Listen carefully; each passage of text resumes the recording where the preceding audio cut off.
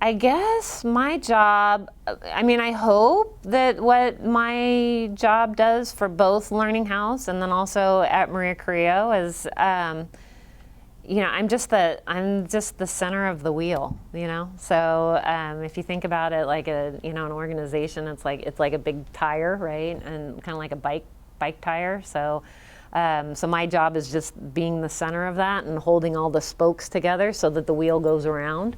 I don't think about it as I'm like the top dog or I'm on the top or, I'm the person who's in charge. I think it's more, I just think of it like, okay, I have to be the one that just is constantly grounded in where we're going and what we're doing so that the wheel just keeps spinning. I love my job, I do. So I think at the end of the day, I usually am feeling inspired and like there's satisfied, that it was a day well spent. I talk to my own kids about that a lot of, the reason that we do school is so that, when you're my age or Miss Scully's age, right, that we're enjoying our jobs and we're not doing something that we feel miserable in. And that's part of the reason that education's so important, because it allows us to do these things, have jobs that we love and that we're passionate about.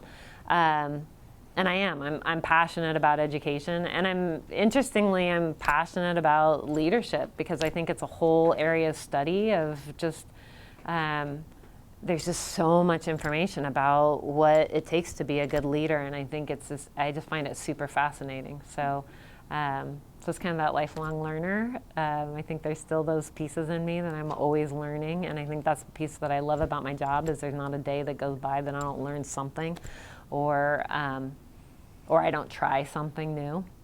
So. Well, I think it would go twofold, right? So one side is like my personal life. I'd say, the moments of great joy and happiness has been, the birth of my children. So an amazing thing. And watching them grow up is just an incredible opportunity and experience in itself. On the professional side, I'd say happiest, proudest moment. After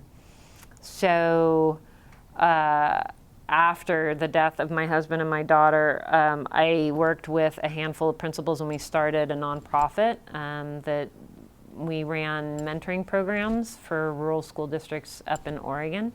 And then that developed and we started implementing family resource centers for those school districts, because families in those areas had to make really hard choices about travel to get medical help or to get dental help or to be able to even go and buy and purchase food. So we started bringing those resources to them by providing these family resource centers on the school campus, because it was closer, so they wouldn't have to make a choice whether they pay rent or they drive into town and pay for medicine.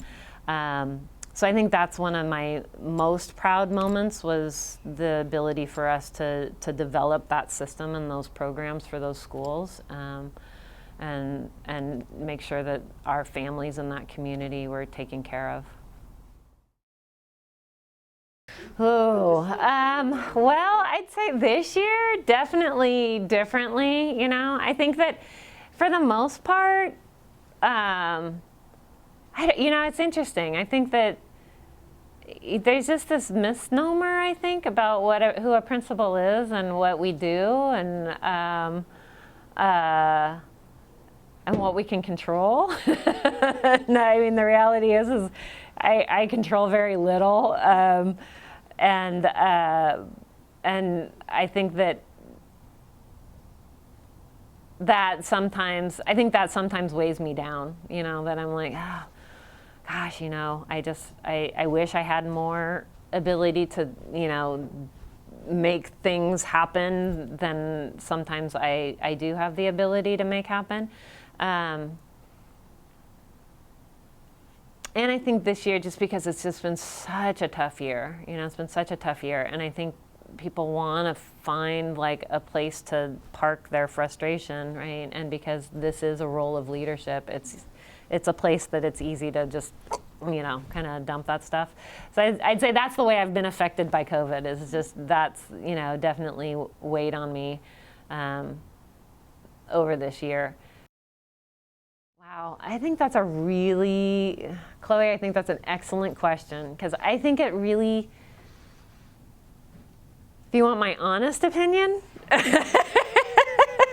Okay, here's my honest opinion.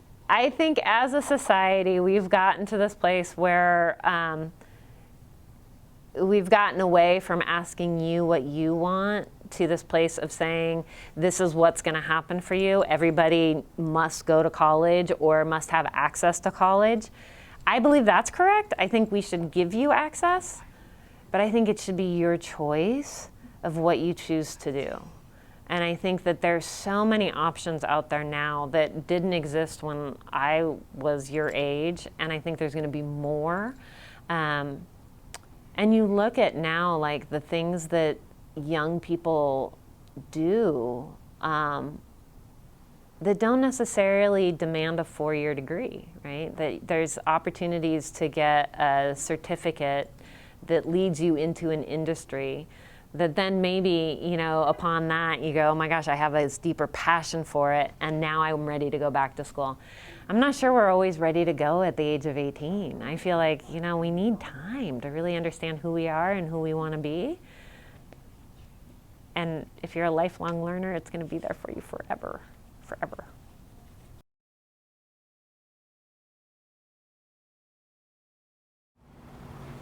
Hello, my name is Mia Rosati.